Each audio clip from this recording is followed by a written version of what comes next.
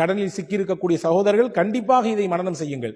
அல்லாஹும்ம இன்னி அஊது பிக மினல் மக்ரமி வல் மஅஸமி.